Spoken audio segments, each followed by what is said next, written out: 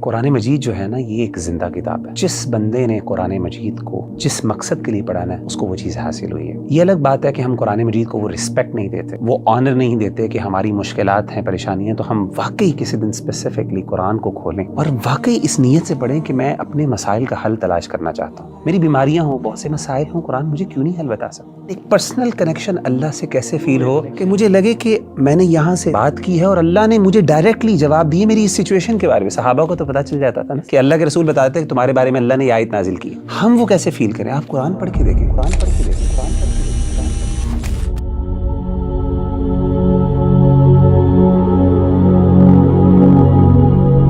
مغیرہ بھائی, ایک عام انسان جب بھی کسی سے کمیونیکیشن کرتا ہے اس کی خواہش ہوتی ہے کہ اس کو رسپانس ملے اور رسپانس جلدی مل جائے. جس طرح کہ نبی کریم صلی اللہ علیہ وآلہ وسلم کے زمانے میں صحابہ کرام جو تھے ان کے اوپر پریشانیاں آتی تھی, تکلیفیں آتی تھیں, اور وہ اللہ سبحانہ و تعالیٰ سے دعائیں کرتے تھے کہ ان کی یہ پریشانیاں ختم ہو جائیں, اور ان کو ان چیزوں کا جواب بھی مل جاتا تھا اور ان کے دعائیں بھی قبول ہوتی تھی وحی کے ذریعے. لیکن آج کل کے دور میں جب ایک انسان پریشان ہے, پریشان حال ہے, مشکلات کے اندر ہے, اور وہ اس کی دعائیں بھی کرتا ہے, لیکن کبھی کبھی وہ اس چیز کی کمی فیل کرتا ہے, اس کے اندر ایک کمی کا احساس ہے کہ شاید میری دعا قبول نہیں ہو رہی. تو مغیرہ بھائی سوال یہ ہے کہ وہ جو احساس ہے کہ انسان کے اندر وہ احساس اور وہ ایک مطمئن ہو جائے اس چیز سے کہ اللہ نے میری دعا سن لی, اور اللہ سبحانہ و تعالیٰ کی طرف سے اس کو احساس بھی آ گیا ہے کہ اس کی دعا قبول ہو گئی ہے. تو یہ احساس کیسے ایک انسان اپنے اندر پا سکتا ہے؟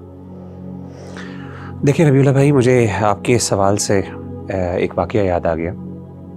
میں یو اے ای میں تھا, تو ایک دن میں جمعے کی نماز پڑھنے گیا, تو نماز میں سنتیں ادا کرنے کے بعد میں نے قرآن مجید کو پکڑا اور بیٹھنے لگا, تو اچانک مجھے نا کچھ سسکیوں کی آواز آئی ایک طرف سے.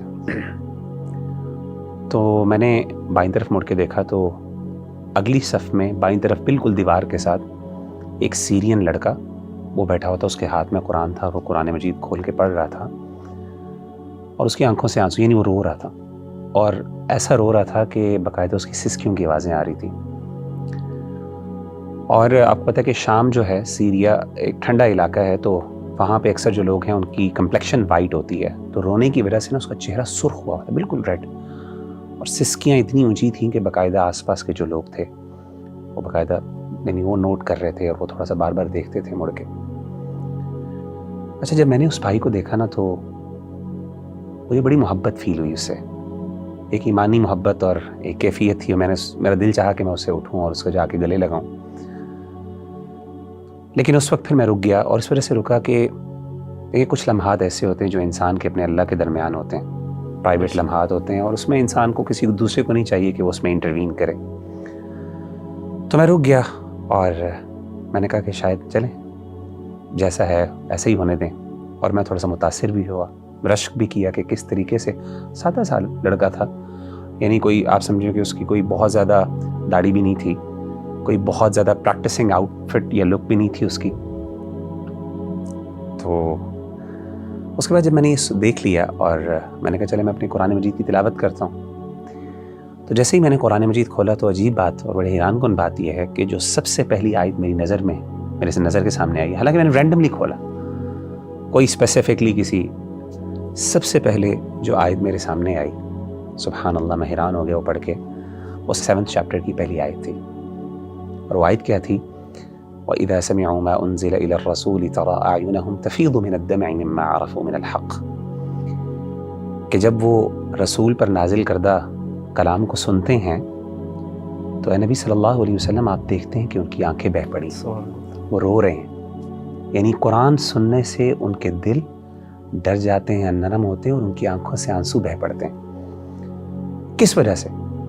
مما عرفوا من الحق, کہ جو حق انہوں نے اپنے رب کی طرف سے جو اللہ نے بھیجا اس کو پہچان لیا. سبحان اللہ, یعنی یہ وہ ایسی کیفیت تھی کہ آن دا اسپاٹ مجھے جیسے لگا کہ اللہ تعالیٰ نے یہ آیت جو ہے, میں نے یعنی یہ اٹ واز ناٹ اے کو انسیڈنس. دیکھیں ہم لوگ جو ہے نا, we are not the people who believe in the coincidences. We believe کہ ہر چیز, ہر ایکشن, ہر پریکٹس جو دنیا میں ہو رہی ہے اس کے پیچھے اللہ کی حکمت کار فرمان. تو میرا دل چاہا کہ میں اس کے ساتھ یہ آیت شیئر کروں, میں کہوں کہ مجھے یہ آیت میں نے سنی ہے, اور مجھے ایک قسم کا اللہ نے, کیونکہ میں I was thinking about that person نا, کہ یار کیوں رو رہا ہے, اور پتہ نہیں کیا فیلنگز ہیں، اس کے جذبات ہیں. تو مجھے اس دن احساس ہوا کہ قرآن مجید جو ہے نا یہ ایک زندہ کتاب ہے. اور یقین کریں، یہ تجربہ کر کے دیکھ لیں کہ جس بندے نے قرآن مجید کو جس مقصد کے لیے پڑھانا ہے اس کو وہ چیز حاصل ہوئی ہے.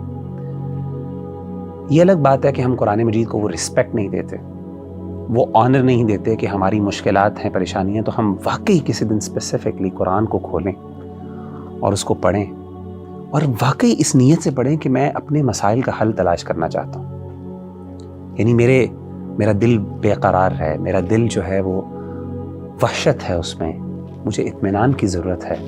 یہ کیسے ہو سکتا ہے میں قرآن پڑھوں اور مجھے یہ آیت نظر نہ آئے، الا بذکر اللہ تطمئن القلوب. میری بیماریاں ہوں، بہت سے مسائل ہوں، قرآن مجھے کیوں نہیں حل بتا سکتا؟ زندہ کتاب ہے.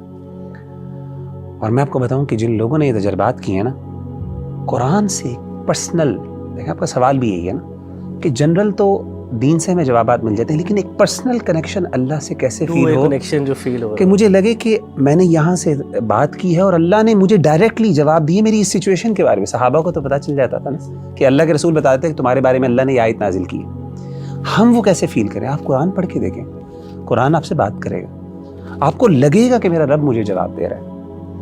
اور میں آپ کو بتاؤں کہ میں نے دیکھا کہ جتنے بھی ہمارے اسلاف ہیں جب اپنی مشکلات میں پڑے اور انہوں نے جب قرآن مجید کی طرف رخ کیا تو انہوں نے اپنی فیلنگز شیئر کی. میں آپ کو 2 مثالیں دیتا ہوں.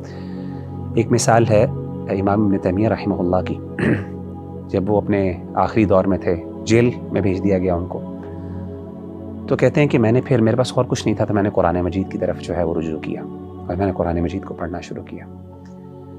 کہتے ہیں جیسے جیسے میں قرآن مجید پڑھتا جا رہا، مجھے، حالانکہ وہ امام ہے جس نے اپنی پوری زندگی اسلام پہ لگا دی، پوری زندگی اسلام کی خدمت اتنی کی کہ اس کو شیخ الاسلام کا ٹائٹل ملا.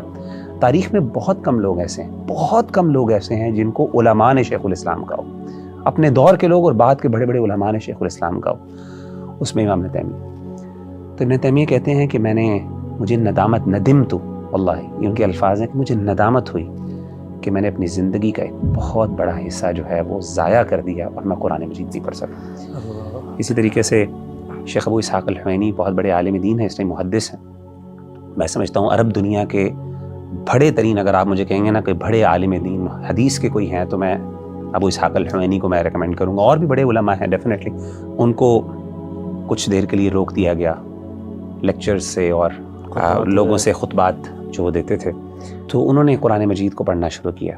اور یہ ان کا جملہ تھا جب وہ واپس آئے اور ان کے لیے دوبارہ وہ بین ریموو کیا گیا اور ان کو اجازت ملی کہ اب وہ پبلک سے بات کر سکتے ہیں، تو انہوں نے کہا کہ یہ ان کا جملہ باقاعدہ ہے، یا لیتنی اعطیت القرآن حیاتی، ہائے کاش میں نے اپنی پوری زندگی قرآن کو دے دی.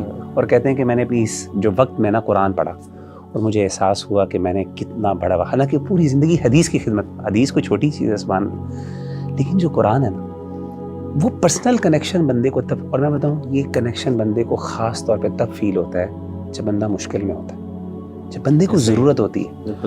اس وقت جب قرآن راحت دیتا ہے اور قرآن انسان سے کمیونیکیٹ کرتا ہے، تو اس وقت انسان کو پھر یہ جذبہ بیدار ہوتا ہے کہ کاش میں اپنی پوری زندگی قرآن کو دے دیتا.